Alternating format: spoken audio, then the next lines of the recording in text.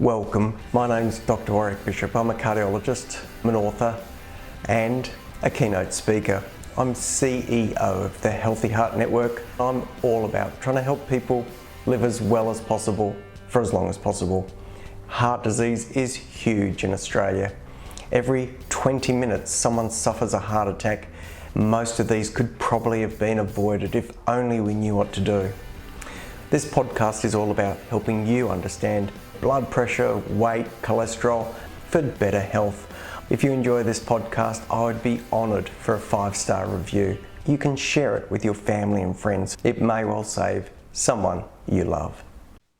Hi, Warrick Bishop here, and thank you for joining me on my podcast and videocast station. I really do appreciate you taking the time to listen, and I really do hope you find the information interesting and informative. Today I'd like to talk about heart-related symptoms. Well, everyone knows that you get chest pain and shortness of breath if you've got a heart problem, but I'd like to dive just a little bit deeper. Let's break it down to how we think about the heart as an engine.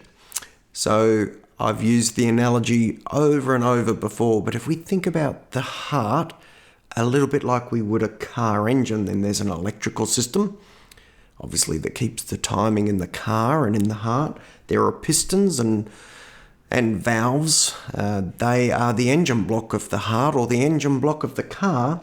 In our heart, we've got pistons, which are the muscles that contract, and we've obviously got valves that direct flow. And we've got fuel lines in our car to deliver petrol to each cylinder, and we've got fuel lines in the heart to deliver blood to the heart muscle or myocardium so that it can do its work. So let's walk through these and think about the symptoms that could arise from where we have problems with any of those particular systems breaking down. Let's start with the electrical system. There's a couple of ways the electrical system can play up, a little bit like your car. It could over-rev, or it could be flat altogether. Well, let's talk about that for people. What people will describe as a symptom is a palpitation if the heart's racing. So they'll feel a fluttering in the heart. And sometimes this can give us a clue as to what's going on underneath, even without the benefit of an electrical ECG tracing. Now, I will underline the importance of an electrical ECG tracing, because without that, we can't actually get the identification thumbprint of the palpitation, which we need to make the diagnosis. But a description can be really helpful. Some people will describe a palpitation or a fluttering in the chest which comes and goes. Thumps and bumps here and there, often when they're resting, and this can be an extra beat or an extra couple of beats. These are called atrial extra beats if they arise from the atrial muscle, or they can be ventricular ectropic beats if they arise from the lower part of the heart.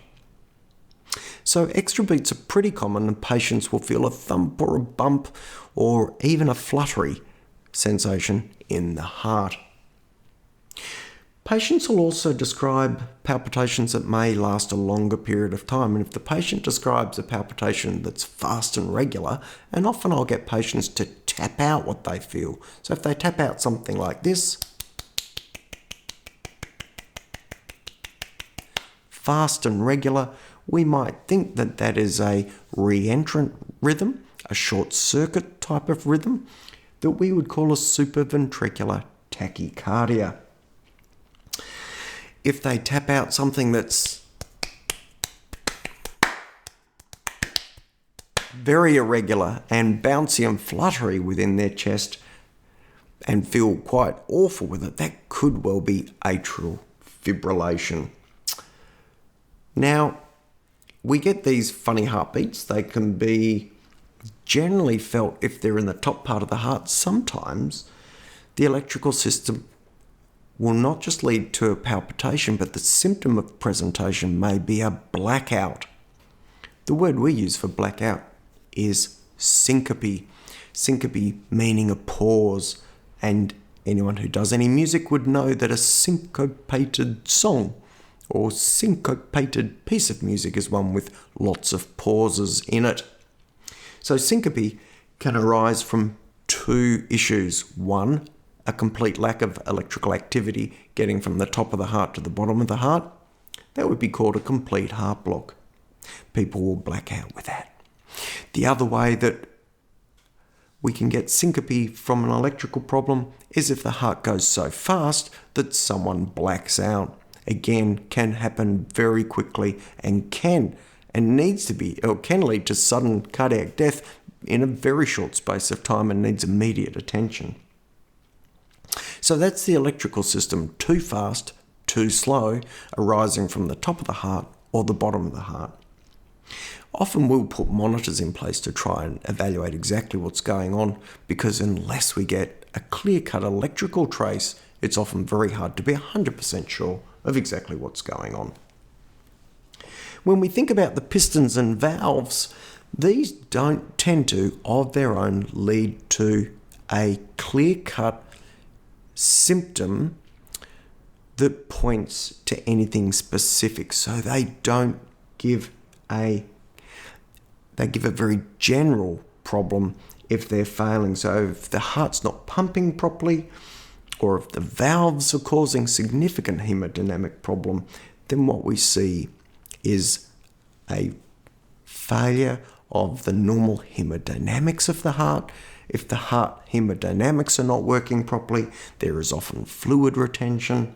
A consequence of fluid retention is extra fluid within the lungs building up, giving rise to shortness of breath, and we can also see extra fluid accumulate in the periphery, principally the ankles and feet. So people may get short of breath and swollen ankles. It won't be clear exactly what's causing that problem. Either the heart muscle not working properly could give rise to that, or a heart valve not working properly could give rise to that. This is why many situations where patients are referred for evaluation, particularly of shortness of breath, we will undertake an echocardiogram, an ultrasound of the heart to look at the structure and function of the heart, so we know exactly what's going on, so we can be most precise about identifying whether it's a muscle, a piston problem if you like, or a valve problem. Is it something to do with the major valves of the heart? So pistons and valves, our engine block, just gives us problems with shortness of breath and swelling in general terms. Of course, if the heart's not working properly, there may well equally be a diminution in exercise capacity. And that means that people may well describe diminished energy and may not be super clear that it's shortness of breath that's leading them to feel that they're just not 100%. So teasing out the history is often very important. Lastly, let's come to the fuel lines or the arteries of the heart. Now, if the fuel lines are problematic, then not enough fuel gets to the muscle, and if not enough fuel gets to the muscle, then the muscle literally is starved of oxygen and responds as if it's cramping, at least in the first instance, and then if there's a complete lack of blood flow to the heart, that cramp will then turn to degradation of that tissue, what we call myocardial infarction, and then death of that tissue, we call that necrosis. So when we think about fuel lines, the fuel lines can narrow suddenly. That's a plaque rupturing and blocking an artery completely. The consequence of that, sudden cessation of blood flow to a muscle. That muscle gets starved. It doesn't work properly. It releases chemicals and signals which relate to pain. So a sudden blocked artery, heart's not working properly, some shortness of breath, and pain in the chest. Very clear cut. This is a sort of TV or movie style heart attack that you all will have seen. Individual, often a type A personality, male grabbing his chest, short of breath, chest pain, and these people can then go on to collapse if there's a complication by a ventricular rhythm If those individuals are lucky, they can get to hospital in a short period of time, have that artery opened up. The quicker, the better. So fuel lines, they can block suddenly. They can also block gradually or be narrowed such that if the person walks, say, 100 metres up a gentle incline, as they approach that 100 metre mark, they get tightness in the chest, reflecting that not enough blood is getting through all the time. That would be called angina. And so angina is a relative lack of blood flow to the heart when the heart is under exertion. Interestingly, when we look at females presenting with coronary artery disease, they don't tend to get as much chest pain and may present simply with shortness of breath as their anginal equivalent. So rather than a lady reporting that they get chest tightness as they walk up a hill, they might report that they're more short of breath than would normally be expected. So key symptoms that we would see around heart-related issues, thinking of the heart as an engine with an electrical system, pistons and valves and fuel lines, is we're thinking of palpitations. If the heart's going too fast, we're thinking of blackouts. If the electrical system's playing up, we're thinking of shortness of breath, fluid retention, diminished exercise capacity if the pistons and valves are a problem. And we're thinking of the fuel lines playing up either suddenly or gradually, giving rise to chest pain and shortness of breath. Well, if any of those symptoms are something that you're suffering, please go and get checked out. And not next week. Get checked out now, because these can be significant indicators of something about to go wrong. Anyway, I hope you found a little bit of a trip around heart-related symptoms interesting. For now, I'm going to wish you the very best. I hope you live as well as possible, for as long as possible. Take care, and bye for now. Join the Healthy Heart Network and become part of our growing community. If you're interested in your heart health and risk of heart attack, then join the Healthy Heart Network for only $5 as a lifetime member. This represents $55 worth of value.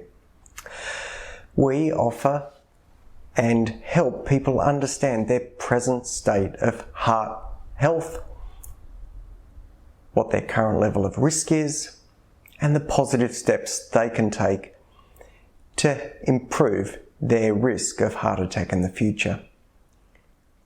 Go to www.healthyheartnetwork.com.au and click the Join the Family button.